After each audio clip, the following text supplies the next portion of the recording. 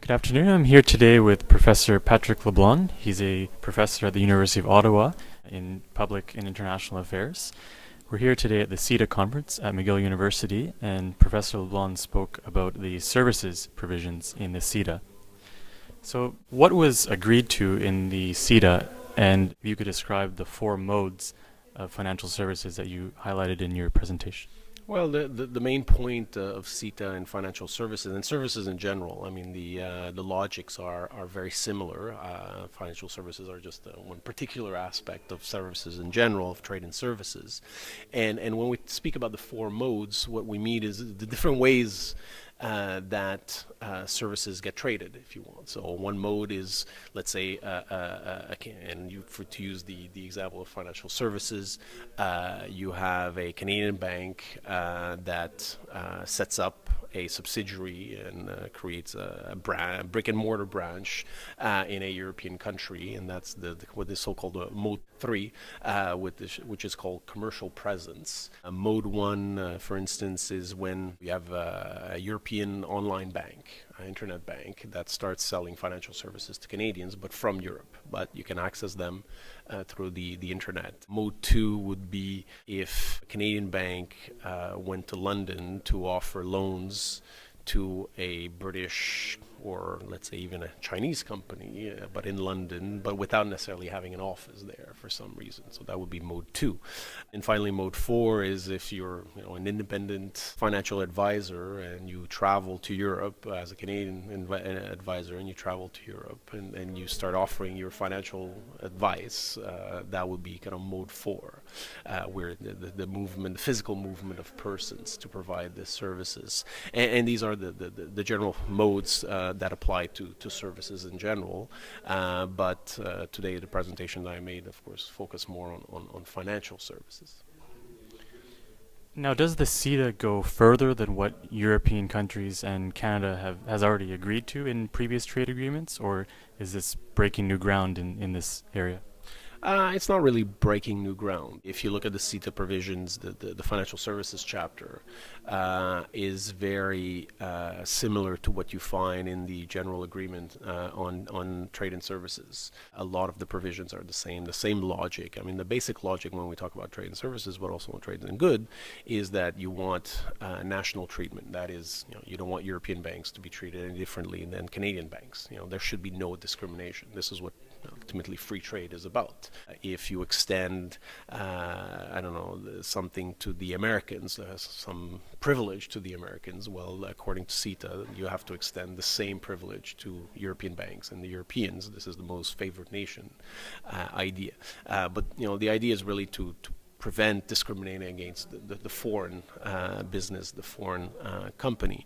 But this is already in the general agreements on tariffs, on trade in services. There's a special agreement on financial services, so it's not very different. Where there is a slight difference is the level of detail and the approach to what is called a prudential carve-out, which is the fact that financial regulators, constrain what the banks do to try to make the system as stable as possible. And of course, this constraining potentially could affect not only Canadian banks, but European banks doing business in Canada. Now, those European banks could then say, well, they're discriminated against, or this is unfair, and then use the investor-state dispute settlement mechanism to try to make a claim. And so therefore, there's a provision to say that no, that this carve-out, you can actually regulate your financial services, your financial industry to make it more stable, given the importance that it has for the entire economy, as we saw during the financial crisis. But there is a tension there. If you do it too much, or if you do it in a way that discriminates particularly against foreign financial institutions, then they might actually have a claim. And this is the idea that it's okay to regulate, but as long as you don't do it to distort trade, as long as it's applied to everyone equally. It has to be fair in a way and equitable. So that's the idea. But in CETA, it goes a little bit further because they provide guidance on what this reasonableness of these measures, what that is, or at least how it should be interpreted. And at the same time, they also put what is known as the Financial Services Committee, which is composed of people from the various finance departments in the two parties to decide basically on what is reasonable or not. And that decision can have an impact on the actual, independent tribunal that would evaluate the dispute. So this is something quite different than traditionally under the GATS, where it's only the independent tribunal of experts that decides whether this measure is actually reasonable for prudential reasons or not. What do you expect to come out of the CETA in services and in financial services specifically?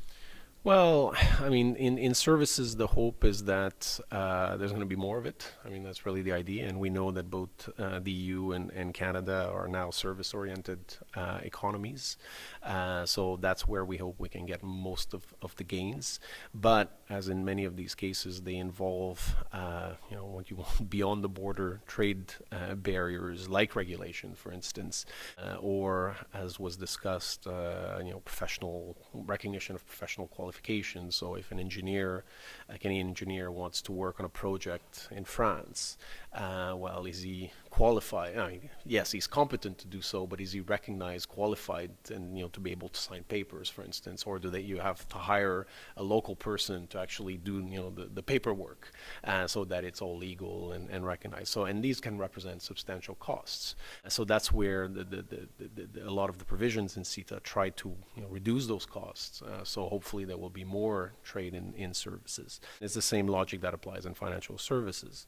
Now, whether it's really going to be a game changer, to go back to the original question, I doubt it. Given, at least in financial services, I don't think it's going to be a game changer. In services, I think we'll hopefully see more if we can get the things on labor mobility and on professional recognitions and regulatory cooperation.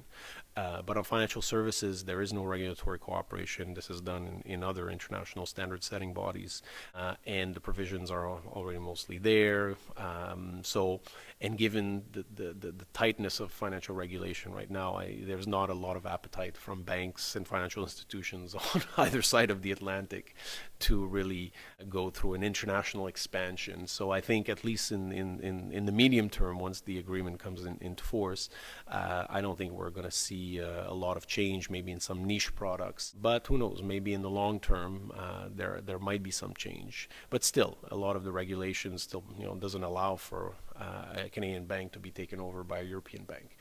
So already there, it's difficult to see the structure of the market changing quite a lot. Professor Leblond, thank you very much for your time today. You're welcome. Thank you.